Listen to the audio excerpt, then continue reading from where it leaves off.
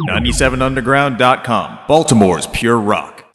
Hello, this is Michael Spedden, and thanks for joining us today on the 97underground.com Michael Spedden Interviews channel here on YouTube.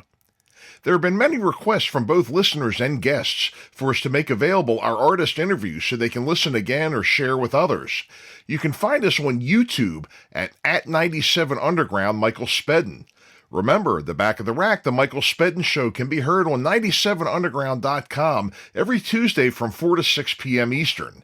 Not only do I feature artist interviews, I feature songs you forgot you liked, classics that never die, beloved local, regional, up-and-coming, and underground artists. You can listen anytime, anywhere by downloading our free app from 97underground.com. Just do it. And now, today's episode. Hey folks, Michael Spedden here. Thank you all for tuning in to the Back of the Rack, the Michael Spedden Show on 97underground.com. Today's interview was with Ronnie Younkins from Kix and the Blues Vultures. He told us some great stories about Kix and the Blues Vultures. There's a new Blues Vultures album coming out called You Can't Ruffle My Feathers, should be out in June of 2024. And enjoy the interview. We sure did. And welcome back to the Back of the Rack, the Michael Spedden Show here on 97underground.com, Baltimore's pure rock worldwide. And we have as our guest today somebody who's certainly not a stranger to the Maryland area music scene, the Mid-Atlantic, but all over the country too. A fella that, if you're my age, you grew up listening to him ever since around middle school. I'm talking about Ronnie Younkins, formerly of Kix and of the Blues Vultures. Ronnie, welcome to the show. It's great to have you today. Michael, thanks for having me tonight. And, you never really have to say formally of the Kix because those guys are always in my heart and soul. Mm-hmm. And I spent a good 38 years of my life with the band. Mm-hmm. And so I would never, ever consider them formally. They are just, I am of those guys. And right. I just wanted to say that out of love and appreciation to all those cats and the band. Oh, sure. Well, what I meant was, thanks for having me. Well, sure. Well, and I was actually just kind of referring to the fact that you had your retirement gig this past September. Not that you were in or out, but that's kind of what I was getting at there. A couple of the guys have decided to retire. And the rest of us are continue on playing, and there's a valid reason for all of it. Sure. Yeah. So but it's good to see you tonight. Thanks for having me on. I didn't know definitely. I didn't know I was going to be on. I thought I was going to be a phoner, so I was getting my best voice in line. I didn't do my hair, but I have some headphones on here, so these are really cool. I can hear you, and everything's good. You're looking like $1 million, Ronnie. What can I say, I'm buddy? I'm trying. It's part of the job. It's part of the gig, Yeah. So, Kix, such a big part, especially, our region, we're, actually kind of a nationwide channel now as compared to just Baltimore, but such a big part of the Mid-Atlantic. And then, of course, you've played all over the country, all over the world with Kix, being such a big part of everything. Thank you. Yeah, I was grateful. I still am. Yep. And looking back, this started back in the, I guess, late 70s. You guys, started one of you kind of found one another. Tell us a little bit about the formation there. Yeah, I used to go see, I had, like I had mentioned to you earlier, I started listening to guitars when I was 5 years old. Saw the Beatles when I was 7. Started learning guitar when I was 8. Had my first band when I was 14. Had an original band when I was 16. Then went into a cover band thing for a couple of years. Made good money, but I was so sick of the cover songs. I was like, I kept going to see Donnie and Jimmy in their bands. They were called Fire and Rain. And then there was a band called Starship. It was a glitter rock band. It was in like 72 or 30. And I would go and see these guys, and they had the best bands in the area. And once Donnie started another band after Starship called Jax, I heard his original songs, and I just was waiting for the opportunity to get a hold of him. And when I heard the band was having a little turmoil, was splitting up, I got a hold of Donnie, and I was like, "Let's start a band," because I went from making money playing covers to making no money, but I knew that in time, I didn't care about the money. I just cared that we played original songs.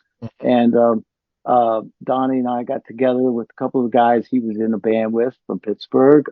Things didn't work out because we were really poor and couldn't keep everybody in travel and accommodations. Uh, and I said, Donnie, I know a guitar player, Brian, because Brian, I used to go see his bands. Brian used to come see the bands I played in, and we were from Frederick and Frederick, Maryland, and so Donnie started working with myself and Brian and a drummer that I had played with, Donnie Spence, and we had a singer that was in Donnie's band called Starship sing with us until we found Steve, and then Jimmy joined back with the group when Donnie didn't quite work out. Donnie Spence, the original drummer. There were two Donnies in the band, Donnie, and Ronnie. But yeah, so that's a brief history on the band. That took us up to like 1979. We're playing three sets a night. We played three covers, play original, play three covers. We would figure out how to insert the originals. That was our priority. And we used to open for a group called Face Dancer, a Oh, great sure. band, Oh, yeah. great song. And their manager heard our songs, and he took them to different record labels. And he had an A&R guy from Richard Steinberg from New York come to see us play in Southern Maryland. Probably, I don't know, 1979, 1980. Brian would know all these things. The other guitarists from Kix, he knows the exact dates of things. I tend to forget.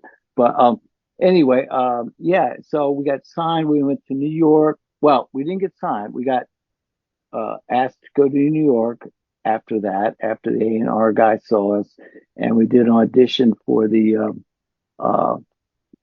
president and a couple of the CEO kind of guys. They were wearing suits. They really were. And we did it at SIR Studios, 3 or 4 songs in. We were asked to stop. We thought we flunked. That's how auditions go. That's how they go. The ones you feel the worst about sometimes, the ones you end up hitting, the ones you feel like you're in the bag are like, you never hear from again sometimes, unfortunately, right?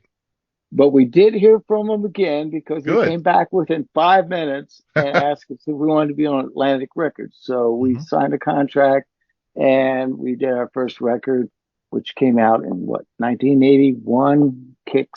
And probably one of my favorite songs is the first song that I ever played with Donnie on the guitar, Atomic Bombs. Oh, okay. And that's on that record. Well, let's go ahead. Oh, go ahead. Yeah, and The Kid's a great song as well. Oh, yeah. Which ended up kind of being like about me at times. So Gotta get, yeah. Yeah. So that's great. Well, let's go ahead. Let's spin Atomic Bombs here. This is Kix. All right. Atomic Bombs.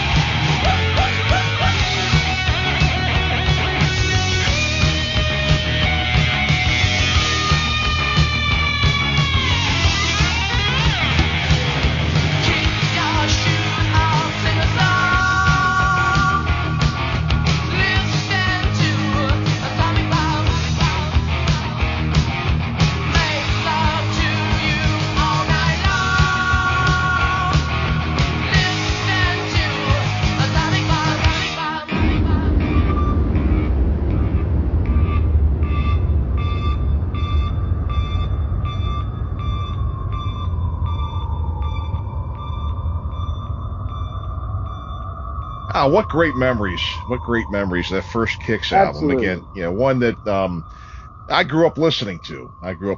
It came out Thank when I you. was in middle school, and my friends and I just all loved it. And so, you know, the band, you were, released your first album on Atlantic Records. Um, did your second one was Cool Kids, right? That one came Yes. out. Um, Uh-huh. so tell us a little bit about that time. I think you had stepped out for a little bit. Is that the case for that one? Yes, there was well, how can I put this? There was some personal problems that I was Sure. going through that Yeah. I've had uh reoccur in my lifetime Certainly. with Yeah. drugs and alcohol, and Sure. it's no secret or Right. Right. mystery to most people who know me. Hmm. And but yeah, there was a period right after the first record, the first tour, Hmm. and we were getting together for the new songs for the second record, and I was living with bad with a bad group of people, Sure. and Yeah. I got messed up with things I shouldn't have, and I Mhm. was showing up like a half hour late for rehearsals, Oh and yeah. I wasn't up to par playing, and I really honestly I was we had started out like with atomic bombs and the kid and these great rock songs, and then the Mhm. record company is trying to steer us into this new wave era, Oh and yeah. Hmm. I just got totally bored with, I mean, I would never learn. I think I got fired because I wouldn't learn Get Your Monkeys Out. But I think it was because I was late to practice like a few times, more than once, for a rehearsal, like a half hour late due Right. to late night excursions, and to say the least. But, I look back upon that, and I really wish that I would have grabbed, I would have taken the challenge at the time, cleaned my act up, and went on with recording that record with the band. I regret not being on that record. Right. However, Right. I did do the two videos and the tours afterwards. Hmm. Um, God bless Brad. Brad's a friend of mine, Sure. Brad Diffins, who took my place. Great player. Um, um, yeah. So I lived out in LA for 6 months. I did a few things out there, came back here, had to audition with some band, which didn't work out. And the guys in the group started coming and talking with me. So I got back in the band, did some videos for the second record, uh, got to play a lot of shows, and moved on into Midnight Dynamite. Right. Right. So then Midnight Dynamite came out. One thing before we talk about that, you're talking about the record company taking you and trying to pull you in this direction that you were just not really. That wasn't you. Obviously, you would kind of said it wasn't you. Um, and I've heard this from so many guests that I've had. They've got a good thing going, and some genius from the front office somewhere just comes up with this complete asinine plan and just completely derails something that could be really, really great. Um, have you had that experience? Is that something that kind of rings true with you too? Absolutely. I'm going through it right now. Yeah. Um, I just made a record that I poured my heart and soul into Hmm. for the blues with the Blues Vultures for the Sure. last year. And I had the so-called producer, great engineer, pull the plugs on the whole project. And it's been a nightmare for the last month, Yeah. trying to figure out how to get all the proper mixes and get this record put out that every one of us, especially me, Mhm. pour our heart and souls into. Hmm. Um, I will make sure it gets released. And yeah, I've been through this, and I've been through it before. And there were times in studios where producers and songwriters would have to Hmm. have another band member or someone else mediate conversations. but at least the job got done. Unfortunately, in my situation at this time, um, the other part, the engineer is not willing to accept any kind of mediator. I was never rude Yeah, or right. outspoken. I was just like an oak tree when it came to guitar parts and song ideas because I've been doing this a long time and I totally believe, and I do take criticism and I Hmm. accept it. However, when I believe in something, I will stand up for it. Because if you don't, you fall for anything. So, I mean, Right, right. so, but yeah, I mean, as far as when it goes back with Kicks, yeah, there were times there was some animosity in studios, but it always worked out for the best. Yeah. And that's what I loved about that band. Oh, absolutely, I absolutely. love those guys. I love that band. I love those guys. I I miss it. I Hmm. must say, uh, I miss the original band with Donnie. Sure. Uh, I miss the second reincarnation with Mark Schenker, where we traveled a lot. I Hmm. love traveling and get to play my guitar in a different city every weekend. Come Hmm. on. There were times I was ungrateful, Yeah. and that was part of my uh, isms with alcoholism and drug addiction and stuff, things that would rob me of the best things in my life. And I don't let that happen today. I have 3 years, 1 month, and 17 days sober and clean now. Hey. And I am grateful to God. I thank God every night on my Hmm. hands and knees to be on my property again, to be with my wife and children, and to be able to be playing songs with the Blues Vultures. We'll get this record out. We've been going through some tight spots here with it, but we'll get it out. Hmm. And it's going to be called You Can't Ruffle My Feathers. And it's got the album's a little more harder rock and roll than previous. Um, and we got some shows coming up in the area. We're also playing uh, the Whiskey a Go Go on September 6th. Oh, hey, awesome. Thank you. And we are playing the night after at Count, I always say it badly, Count to Vance, Hmm. and that's in Vegas. That's the night afterwards. And we're going to book a couple shows more around that. So Right, that's in the right. works. And I'm proud of that. I'm looking forward to that. I'll make sure we're in the best shape we can be. Hmm. We have been. And we work hard at it. And I love the guys in the Vultures, Joe, Rich. Rich has been playing with me for 20 years. Dylan Howell's been playing with me for 20 years, or 10 years. I mean, I'm sorry. But yeah, so grateful for that. And grateful for life. And just glad to be still rocking and rolling. What can I say? Absolutely.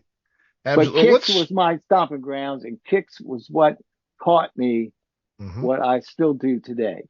Sure, sure. Well, let's I spin some Blues Vultures. This Thank you. is Subway to Success on Thank you. 97underground.com. All right.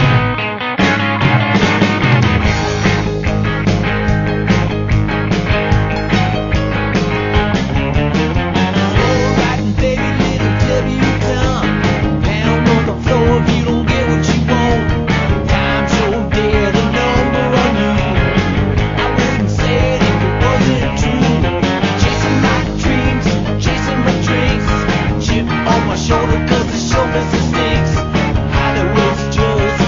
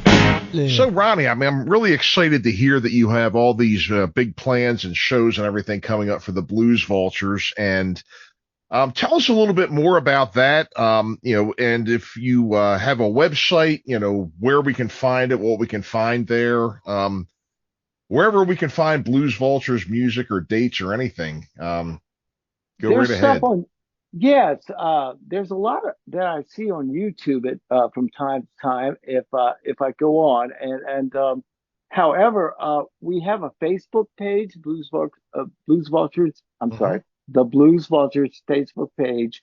Okay. We used to have a website, but it seems like the Facebook page, which our other guitarist, Rich Moxley, handles. He's very good with that. Hmm. Um, I got my head buried in guitars and amps and Sure. family and and Yeah. I'm grateful to Rich. He's been playing guitar with me for the last 20 years in the Blues Hmm. Vultures. Um, we had a couple periods where he went off and did a couple other things, but it's Yeah. always good, he's a good friend. He's a great guitarist.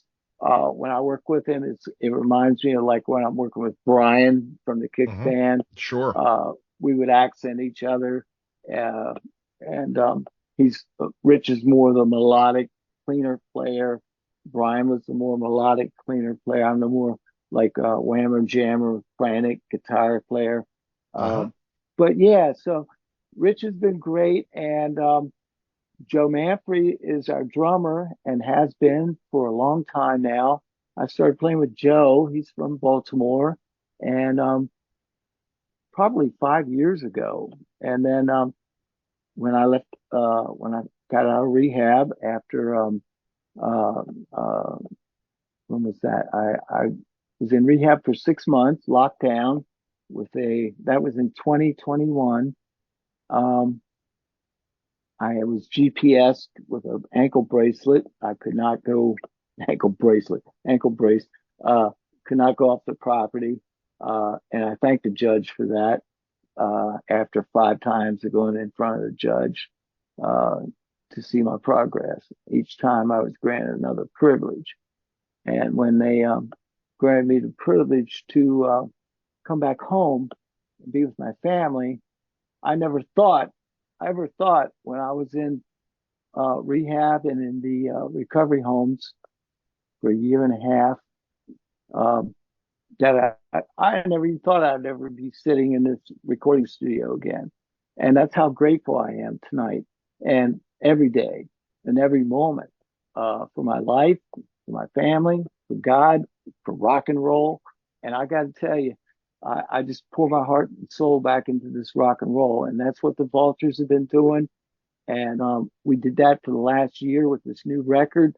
We hit a little bump in the road in the last month with the recording engineer. Um, Not quite sure what happened. Um, at some point, I'll make my amends for any mistakes I made.